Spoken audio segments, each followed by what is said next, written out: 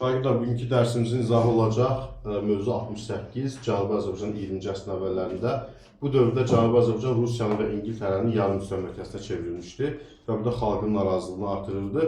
1900-1905-ci illərdə bildiyimiz kimi Bakıda tətillər oldu, eyni zamanda 1905-7-ci illərdə Rusiyada inqilabi hərəkət oldu və bu da Cənubi Azərbaycanda inqilabi hərəkata, onun başlanmasına təsir göstərdi. 1905-1911-ci illər Cənubi Azərbaycan, o cümlədən İranın digər ərazilərində baş vermiş inqilabi hərəkət Məşrutə inqilabı adlanır. Məşrutə konstitusiya deməkdir. Bu inqilabın baş verməsində inqilab iştirakçılarının daha doğrusu məqsədi nə idi? Konstitusiya qəbul etmək, məclis, yəni parlament çağırmaq və xariciləri ölkədən qovmaq idi.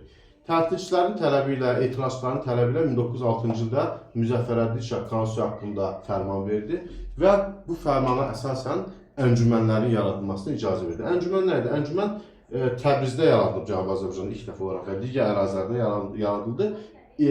Məşrutə inqilabı dövründə Cənubi Azərbaycanda qanunverici orqan əncümənlər adlanırdı. 1907-ci ildə Məhəmməd Əli Şah konstitusiyanı tanımaq istəmədi, ləğv etmək istədi, lakin xalqın təzyiqindən qorxaraq onu imzalamağa məcbur oldu.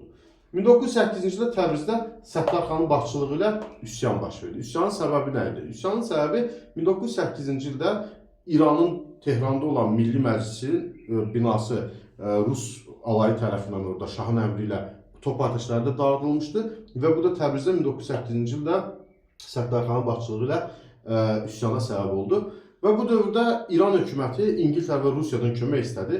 Təbii ki, İranda demokratik qüvvələrin hakimiyyətə gəlməsi İngiltərə və Rusiya üçün sərfəli olmadığından Rus qoşunları 1911-ci ildə deməli, xarici təbəələri qorumaq bəhanəsi ilə Cənubi Azərbaycana qoşun yeritdi, Təbriz şəhərini işğal etdi və nəticədə 1911-ci ilin sonlarında Rusiyanın köməyi ilə bu üsyan yatırıldı. Və beləliklə də deməli, 1905-1911-ci illər Məşrutə inqilabı yatırıldı.